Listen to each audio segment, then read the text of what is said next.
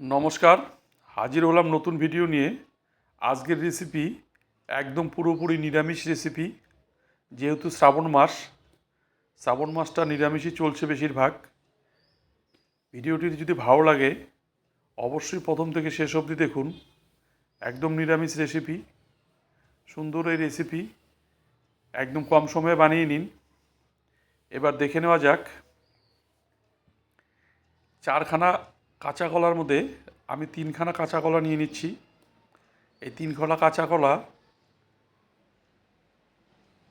2 side কেটে নিয়ে মাঝখানে 2 টুকরো করে নেওয়া হচ্ছে।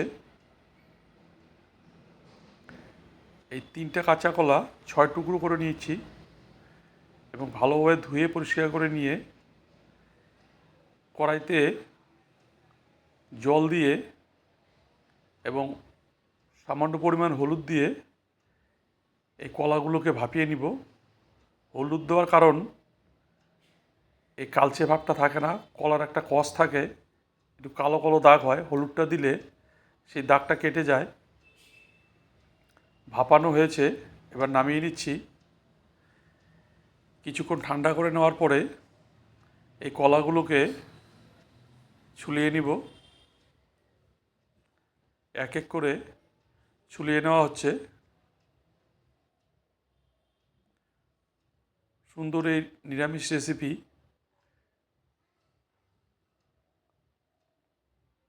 একবার বাড়িতে বানিয়ে নিন, খেতে খুব ভালোই লাগে।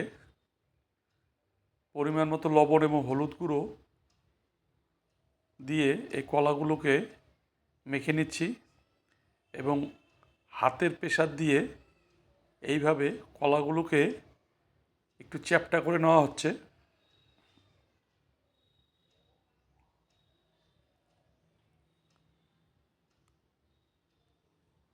প্রত্যেকটা কলাকে এইভাবে চ্যাপ্টা করে নিয়ে নিয়েছি। এবার এদিকে একটা বাটি নিয়েছি। বাটিতে 2 চামচ পরিমাণ বেসন এবং 3 চামচ পরিমাণ চালের গুঁড়ো নিয়ে নিলাম। এর মধ্যে স্বাদমতো লবণ এবং সামান্য পরিমাণ হলুদ দিয়ে এবং এর মধ্যে কিছুটা কালো জিরে দিয়ে দিচ্ছি। অল্প অল্প করে জল দিয়ে একটা বেটার তৈরি করে নেব।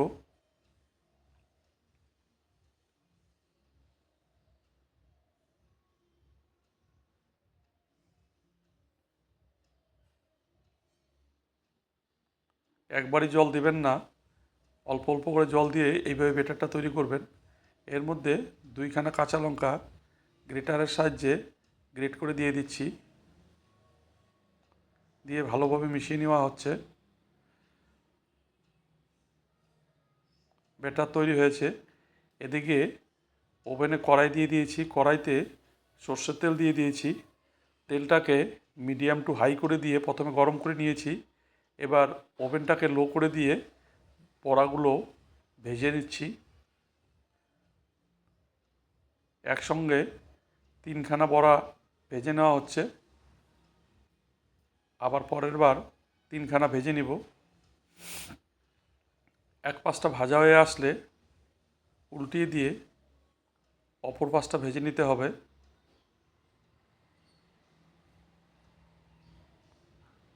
ওভেনের আঁচটা সবসময় লোতেই রাখবেন, কারণ উপরটা ভাজা হয়ে যাবে, ভিতরটা নাহলে কাঁচা থেকে যাবে। সুন্দর ভাজা হয়েছে। এবার নামিয়ে নেওয়া হচ্ছে।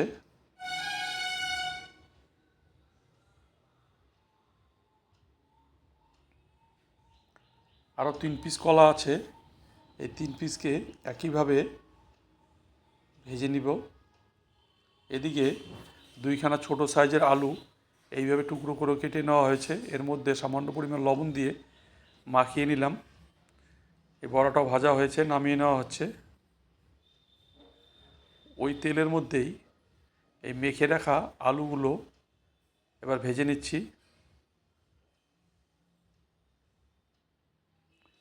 প্রায় মিনিট 3 ভাজতে সময় লাগে। ভাজা হয়েছে, এবার আলুগুলোকে নামিয়ে নিচ্ছি।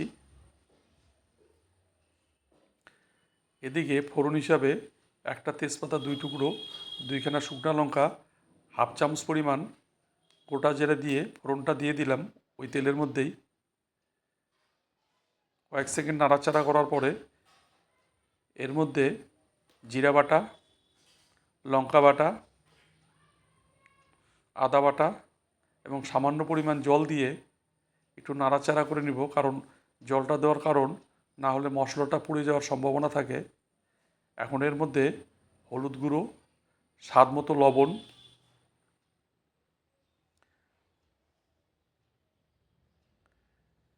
এবার ভেজে রাখা আলুগুলো দিয়ে মিনিট 3 থেকে 4 ঢাকনা দিয়ে ভালোভাবে কষিয়ে নিব এবং এর মধ্যে কেটে রাখা কাঁচা লঙ্কা 2খানা এবং একটা টমেটো এর মধ্যে দিয়ে দিলাম।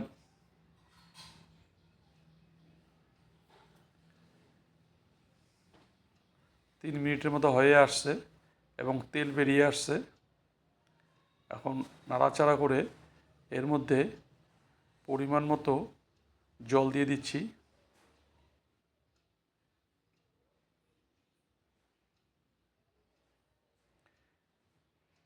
একটু গরম হয়ে আসলেই ভেজে রাখা কলার বড়াগুলো এর মধ্যে দিয়ে দিব